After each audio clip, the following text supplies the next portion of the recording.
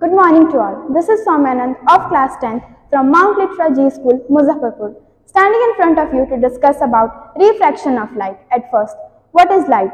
Light can be defined as an electromagnetic wave that gives us a sense of vision. But what is refraction of light? Refraction of light can be defined as a phenomena when light passes from one medium to another, it bends. Now, we are going to discuss about factors on which it depends. It depends upon the optical density of a medium. When the speed of light is more in a medium, it is defined as optically rarer medium. But when the speed of light is less in a medium, then it is defined as optically denser medium. Now we are going to discuss about cause of refraction. Case 1. When light passes from one medium to another, that is from rarer to denser, it bends toward the normal. As it passes from rarer to denser, the speed of light decreases. Now, case 2. When light passes from denser to rarer medium, it bends away from the normal.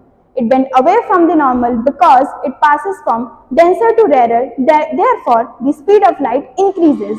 Now, when the light passes perpendicularly from one medium to another, the angle of incidence becomes 0, therefore the angle of refraction will also become 0. Therefore, there will be no bending of light.